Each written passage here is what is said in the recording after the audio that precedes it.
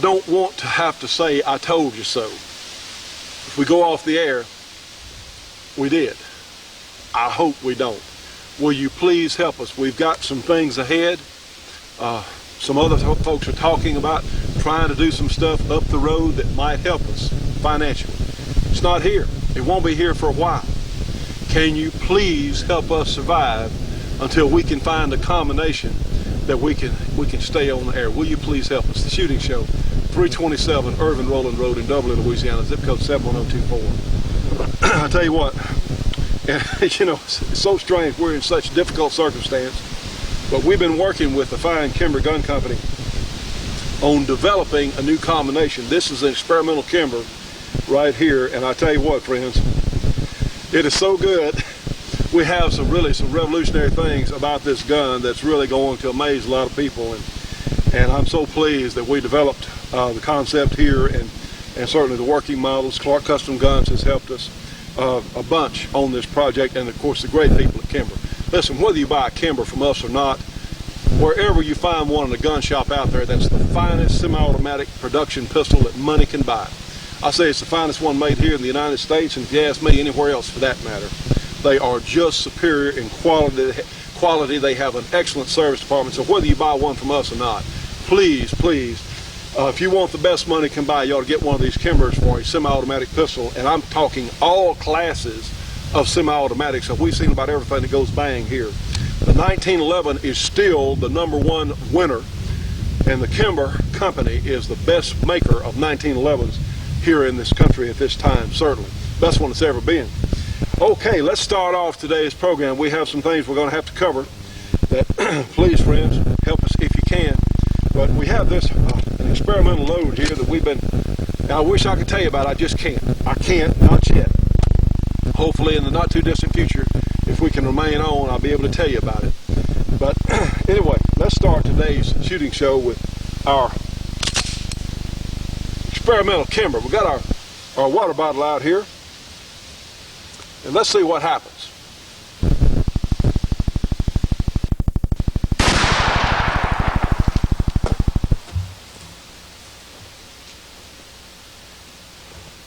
My goodness. I better go back and check. That load's hotter than I thought.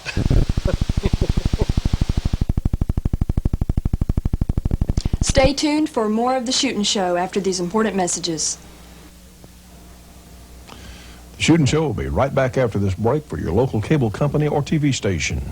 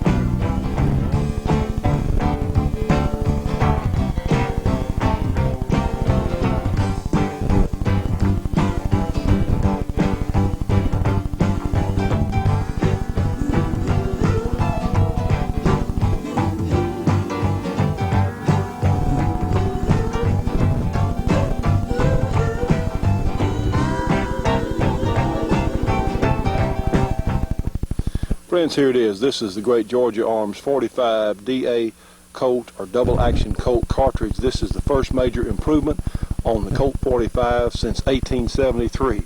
They have this in loaded cowboy ammunition. They're also selling brass, so you can load your own combinations. This cartridge case is absolutely a joy to work with. We're even seeing improved accuracy, we think due to the slightly larger rim on our 45 DA Colt case. You can get a free catalog, or you can order these from Georgia Arms, 1-800-624-6861 for their entire lineup, and please tell them you saw it here on our show. Now friends, of course, the cowboy load is mild but super accurate. And of course, you can take your hand loads up to the limit of what the loading manuals will allow. The great 45 double action Colt cartridge from Georgia Arms. Give them a call today, friends. A free phone call with a free catalog. Wait a minute. We've told you just what a great company Georgia Arms is, and please look at their new catalog, the terrific new catalog with a half page devoted to our program and to the GRA. They also have a multitude of other caliber beside this great 45 double action Colt. If you need a 357 SIG or a 454 Casull or a 357 Magnum or a 30-06 or a 7mm Remington Magnum, whatever, they've got the best prices on the most consistent ammunition we have ever seen. Give them a call, 1-800-624-6861, and please, friends, tell them you saw it here on our show. And now, friends, let's join an old friend of ours, Art Alpin, and here is a taped piece that was actually shot when he was an instructor at West Point. And remember that with Art's impeccable career, with his stature as an honored veteran of the U.S. Army, his home and his business was invaded a while back by the Bureau of Alcohol, Tobacco, and Firearms on a worthless charge, and it put Art through a terrible time. He still has the great A Square Company, and let's join him for one of my favorite pieces of his on Custer's Last Stand. I know you're going to enjoy this.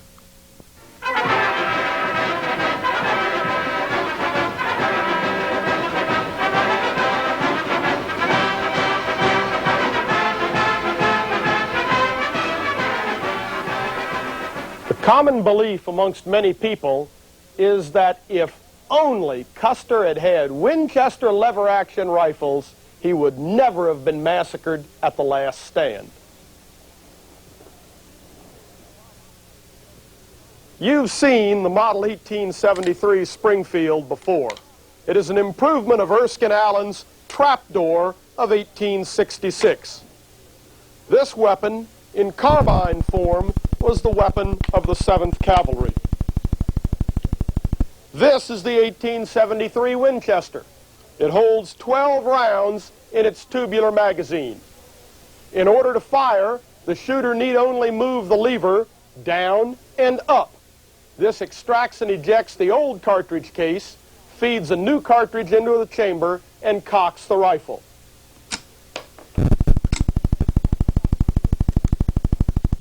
Let's watch the Winchester strut its stuff on the range.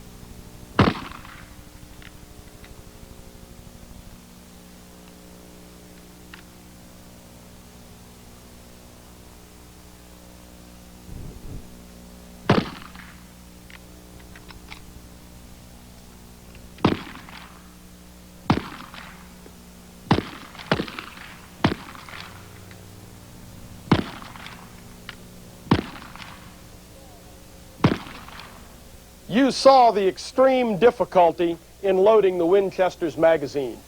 When you put the lever action against the clock, all of a sudden its volume of fire is not so great. Further, some of the rounds were hitting short.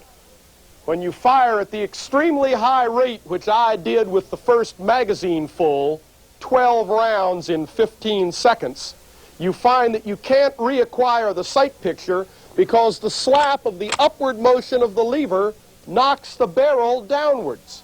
If you are to deliver accurate fire, you must take 2 or 3 seconds after the motion of the lever to reacquire your sight picture. On the chart, it looks like this. The difference in volume between the two rifles is not that great. And remember, with the trapdoor Springfield, when the range closes, his volume of fire will go up to 9 or 10. And the Winchester at 13 is going flat out constantly. What about the range? Are we cheating the Winchester? Surely it must be better than this. In fact, we're giving the Winchester the benefit of the doubt. The Model 1873 Winchester was chambered for 4 different cartridges. The most powerful of them was the 4440. That's a 200-grain 44 caliber bullet with 40 grains of black powder. Chronographed on modern instruments, it delivers just over 1,000 feet per second. This means that the Model 1873 Winchester is only slightly more powerful than the .45 automatic of today. The Winchester was about a 120-yard rifle at best. In fact, at 120 yards, the Winchester had roughly the energy of a .45 automatic at 80 yards. Why did Winchester use such weak cartridges? The Model 73 was really a very poor design. Though it looks on the outside like a nice big lever action, when you take the side plate off, you find a different story.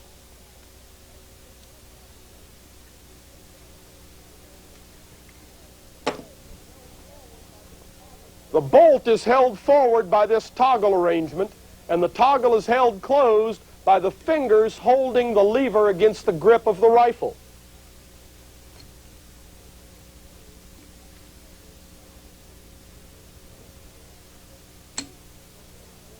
You couldn't make it for any more powerful a cartridge. When this design was scaled up in 1876, the result was still no good. The design is weak and extremely inefficient in length. It simply will not take long, powerful cartridges. Further, Mr. Winchester's production couldn't keep up with his boasts. In 1873, he produced only 126 rifles.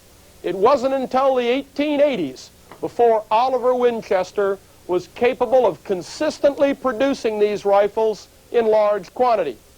When he did produce them, he was producing them for deer hunters, other people who were shooting at close range, and for people who wanted a rifle that fired the same cartridge as their revolver. It was not until 1886 when manufacturing capability and design caught up with desire.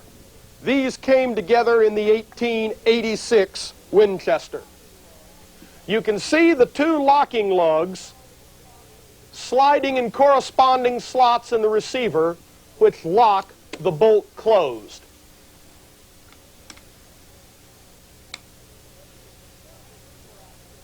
This was the first lever action that would take the large black powder cartridges that ranged out to 150 yards and beyond. By 1886, however, the buffalo were gone and the Indians largely defeated. So let us get back to the time frame at hand. Was the lever action Winchester of 1873 totally devoid of redeeming social value? No, not exactly. In the hands of trained troops, led by men who understood the capabilities and limitations of the Winchester, and who were willing to weave that into their battle plan and their tactical organization, the Winchester might still contribute to the successful outcome of battle. A good example is the Battle of Plevna in 1877. In this battle, the Russians were charging across open ground towards Turkish entrenchments. The Turks, during the 1870s, had been on a weapons buying spree throughout the industrialized world. They had bought a large number of Mauser single shots, Remington rolling blocks, and Peabody single shots, among others. They had also bought a number of Henry and Model 1873 Winchesters. At Plevna, they equipped each and every man with a long-range single-shot breech loader and its ammunition, and with a Winchester lever action and its ammunition. As the Russians attacked, the Turks engaged them at long range and extracted heavy casualties. Only when the pitiful remnants of the Russian attack closed to within 80 yards did the officers order their men to put down the single shots and use the Winchesters, which were sitting ready with full magazines. The resulting storm of lead literally blew the Russians from the field before the magazines were empty. Stay tuned for more of the Shootin' Show after these important messages.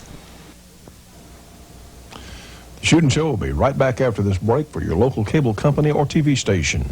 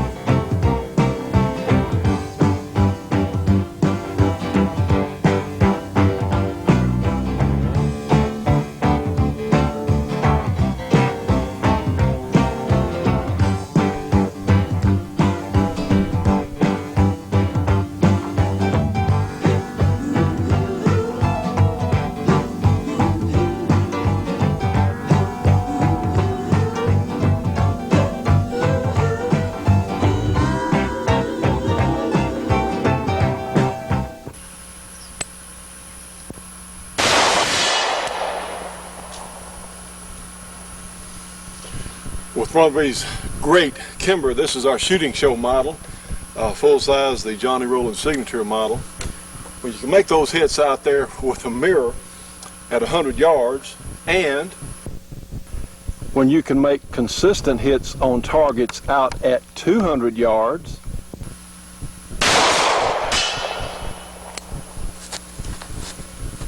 well, just imagine how easy it would be at 25 yards.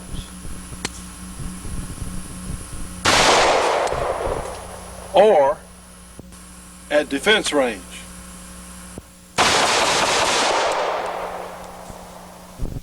If you'd like to have one of our shooting show Kimbers, be it compact or the full-size model, or if you just want the best 1911 that money can buy at a very good price, the best factory production 1911 semi-automatic pistol ever built by any factory, give us a call here at the program. 318-377-5189, or you can write to us, send an FFL. We can wholesale these guns. Send an FFL to the Shooting Show, 327 Irvin Rowland Road in Doberly, Louisiana. The zip code is 71024. Well, friends, I'll tell you what, this is another difficult time, but I tell you, it is quite an accomplishment just us being on this week, because when I started taping earlier today, I didn't know if we'd have enough funding to get on this weekend, but thankfully we are, thanks to some of your generous contributions. We had an express mail package come, and sure enough, we had enough to get on. It's that close, friends. You know, I have, of course, my good friend Leroy Scott here, the good judge. Sir, how you doing today? I'm pretty good, Johnny.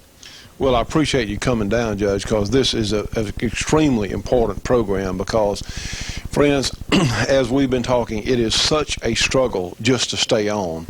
And now, if we ever needed a television program that talked about shooting and guns and gun ownership and gun legislation, it's now. Wouldn't you agree, sir?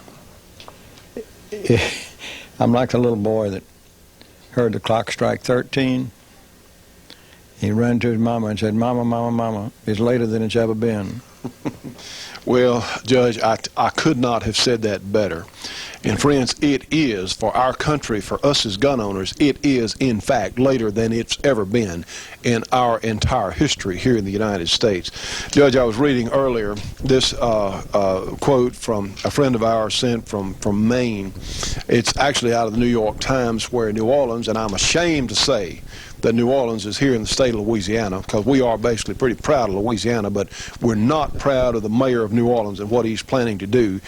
He and up to 60 other cities are going to file harassment lawsuits against gun companies. Now, you and I said a while back they were going to use the same tobacco Nazi tactics that certainly some of these states and some of the federal people have used against the tobacco companies.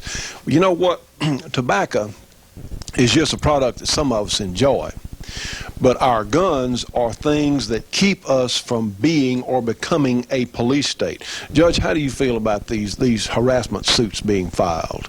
Well, I think it's more than a harassment suit. It's serious litigation. The one thing about it is that it'll be well defended. No question about that. However, well, as we were saying on the program earlier today, the gun companies, in comparison to the tobacco companies or General Electric or General Motors, they're tiny companies as compared. Well, that's true, but they made the mistake here suing them all. Well, so in that case, all of them could come together and defend it? Yeah. I would just as soon compare this to suing the gasoline manufacturers, because gasoline will burn, and it'll start fires. Well, you know, Judge, they like to talk about the so-called terrorist incidents and incidences of violence. You know, the most violent act that's ever been committed here in the United States, the news media doesn't talk much about this, but it was back in New York, in the New York area a few years ago, when someone threw a firebomb inside a nightclub, crowded nightclub, and 200 and some odd people were burned up. You remember that? Oh yes, that was quite a while ago. However, in recent times, I think it's just as much of an act of terror to kill those kids at Waco, where the terrorists involved actually had commissions from U.S. government agencies. Now, wait a minute, friends. As we were saying earlier, go to your library and get a copy of, or buy one for that matter, of Unlimited Access. I went to the library and checked this one out. That is a tremendous book, isn't it, Judge? It's by Gary Aldrich, and it talks about the attitude of the Clinton White House and what we're up against. Now, a couple of months ago, you and I on our radio program and on this program talked about what Janet Reno had in mind. She attended an American Bar Association meeting in Canada. Why they went to Canada, I don't know, but she we encourage law students and lawyers to start suing the gun manufacturers. Now, friends, we told you about it here, and here we are seeing it right now. And if we don't make a stand now and start harassing our congressmen, we don't need to be wined and dined like that large organization that starts with NRA in Washington. Some of you don't understand why we've been so tough on the NRA. My gosh, friends, you want to send them more money? They're getting $200 million a year. You want to send them more money so we can lose bigger? I don't think so. That's not what we're about. We can't change them, but we've got to do some things. And you know, this battle is going to be decided by who reaches people on television. Right now, we as gun owners are being crucified on television every day without fail. You know what? If we had the money, we could buy more TV time. A lot of these cable companies out there, thankfully, are mercenary enough that they will sell time even to causes they may or may not agree with. In second tier cable programming, we can reach more people. It has to be done, friends. Now, even if we go off the air, and I don't know, next week we made it this week with your contributions. Next week, I don't know. This could be our last show on television for a while. I don't know. It won't be if enough of you out there care. And those of you who have contributed, you are the reason that we're here, and we want to thank you most sincerely. We want to thank you. But this fight is just now getting serious. Things that Judge and I have been saying for all these years are coming true. It's not off in the future. Come November 30th this month, we're going to have to essentially undergo registration for the first time in American history. We're going to have federal government registration. What agency do you respect?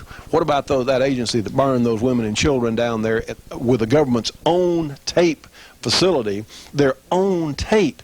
They showed machine gun fire from government agents going into the part of the Branch Davidian home down there where the women and children were hidden.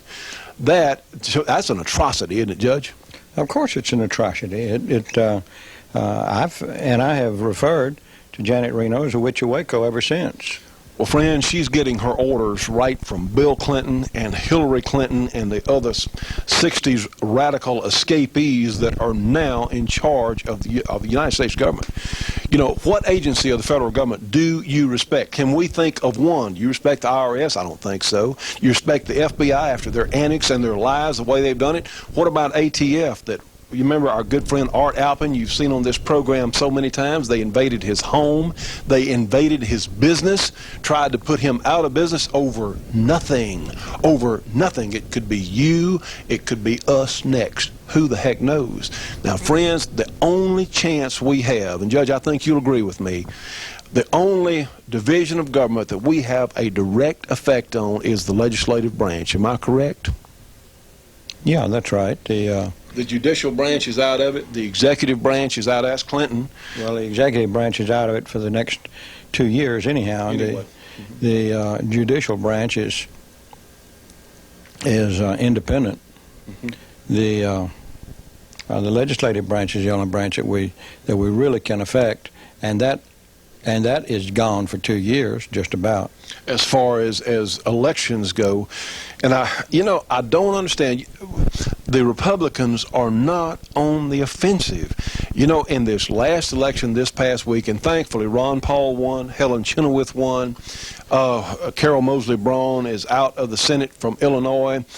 A couple of real bad ones got sent, though. Charles Chucky, Mr. Anti-Gun America Schumer is in the Senate, and that's going to spell some trouble, isn't it, Judge?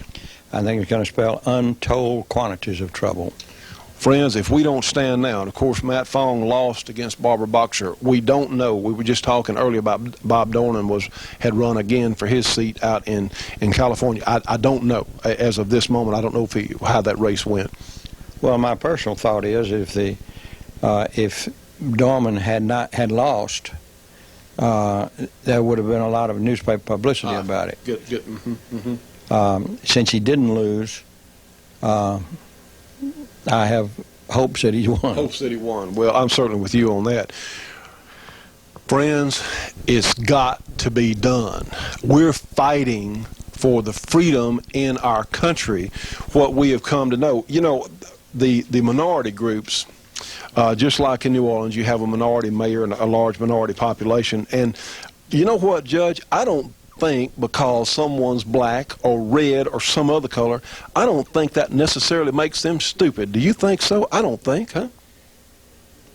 No, I don't suppose so, Johnny. Absolutely not. But you see, so many of the minority groups have been told that American civilization has been so unfair to them, and they have literally been brainwashed. So we want to reach out to minorities as individuals. You got to think for yourself. You've got to think with your own brain. You can't listen to someone like Jesse Jackson, who's never worked an honest day's work in his life, as far as what we've heard, and others out there. Yeah, Johnny. He did some honest work. He was a waiter in a restaurant when he spit in the white folks' food. Well, I'm sorry about that, Judge. I stand corrected, if you want to call that honest work. But that's the sort of leadership that is literally lambasting the intelligence of some very fine black people. We're asking, look, we've got to get away from this whatever minority shield or minority block. We're going to have to all think as individuals. Another group I am really upset with, a good friend called from New York today, and he said, you know, he'd been down at the gun shop and talking about, did you go vote, did you go vote? A lot of hunters. And these are primarily white people, a lot of hunters and gun owners down there want to talk guns, down there complaining about paperwork. They said, well, they didn't have time to go vote. Isn't that amazing? And they have the nerve to complain if they didn't go vote. Comment, sir. No comment about that. Well, the language get pretty rough from you, I imagine, if you comment on how you feel about that. Stay tuned for more of The Shootin' Show after these important messages. The Shootin' Show will be right back after this break for your local cable company or TV station.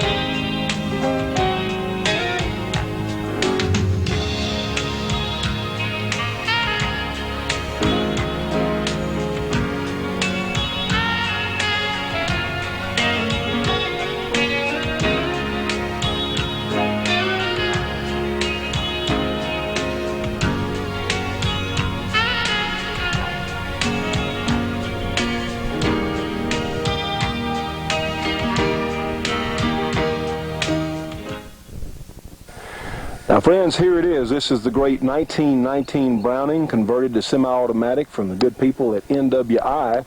This is your chance to own a real piece of history. They're very collectible. They're also a lot of fun to own and shoot, and very reasonably priced, certainly for what you get. The 1919 Browning is from NWI. That phone number, area 503-429-5001. They also have the ammunition special still going on. 30-06 ammunition, only 18 cents a round, surplus in the belt. So give them a call today, NWI, for the great 1919 Browning conversion. Also remember, they have the A6 conversion with the shoulder stock and the bipod. But these are tremendous pieces of history, also great shooters. So give them a call today, the 1919 Browning from NWI, area 503-429-5001.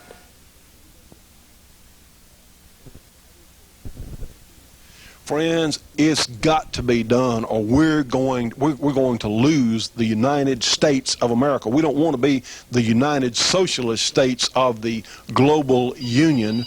That's the new word, global union, for worldwide domination, and it's got to be done. Will you help us stay on television? Please. I've taken out all the loans I can. If somebody out there could take out a loan and help donate to this project, we have some things up ahead. Maybe we can get some help. We got some people that are talking to us, but we've got to stay on in order to get that help. And friends, right now, we're doing it week to week. We're counting pennies here. We have a great book. Tell us about this book, Judge. Johnny, this is a book called The Second Amendment Primer. It is a little book that you can carry in your pocket.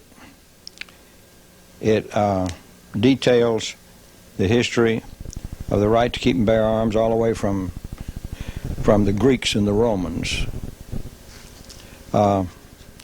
and the English right, which incidentally is now lost, and how the founders of this country were scholars of unquestioned background. I don't understand how they could have learned as much as they did.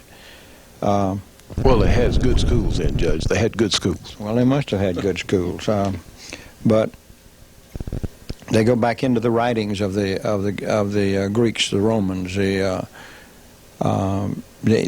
British writers, and this little book. I don't even know where it came from. Paladin, let's see. Paladin Press in Birmingham. Palladium Press in Birmingham, Alabama. That's where it's from. Palladium Press, Birmingham, Alabama. It is as good and concise as anything that I have found. I'm surprised because when I first picked it up, I thought it was just going to be a rehash of some of the stuff. But there's really a lot of stuff I didn't know in here. Right. And I've been on this subject for a number of years. Many years. Well, friends, a lot more of us have to get on this subject. If we have any hope at all, we've got to make some points on television. We need a gun-friendly network. We need a network out there. Right now, there's not a single network that will carry the kind of programming where we're talking about legislation. There's not one. We could do it. There are more than enough gun owners. There are maybe 100 million gun owners in the United States. We could do it. We could do it. What, sir? You know, if every one of the gun owners would just buy one share of stock in CBS or NBC, they don't have to buy 100 shares, just one share. You'd just about break them because they'd have to mail all of that stuff to everybody, and they might get a little bit of common sense. Well, as of now, they are completely controlled. Friends, you can join our Gun Owner Rights Association because we're going to motivate and activate people all over this country. We've got to have some momentum to do it. It's $50 for an annual membership, and we think that's cheap for the time we've got left. If we don't make some headway, we cannot depend on the other organizations, especially that big one in Washington with initials NR. We can't depend on them because they're not going to do it. Okay, we've got to do some other things. We have to if we're going to remain free Americans. If you want to keep your guns in your home or be able to use them or even to defend yourself, we've got to do this. We've got to reach more Americans, and it has to be on television. You know, Judge, the 60s radicals, Hillary and Bill, American heritage means nothing to them. It means nothing at all. History means nothing at all. What? Yeah, go ahead. So somebody named Bernadine Smith has sent Johnny a whole bunch of stuff, and boy, she's got some quotations from Patrick Henry. And I always had a great amount of respect for Patrick Henry, but I even have more now. You know, Patrick Henry spoke against the Constitution. He felt like the Constitution was a trap, and he insisted that a Bill of Rights go into it. In fact, it wasn't until one of the leaders of it, Mr. Madison, got turned down for being a senator. You know, the states used to pick the senators. Got turned down for senator. That he got hot and heavy on writing a Bill of Rights. Right. The trouble is that the Bill of Rights wasn't. This gets down to something else. I have in Alice in Wonderland. Have you ever read that? Well, don't know if I have, Judge. It's been so long. I mean, when I was a little kid, Alice in Wonderland. Well, there's a quotation here, if I can find it. in the little bit of this book I've read.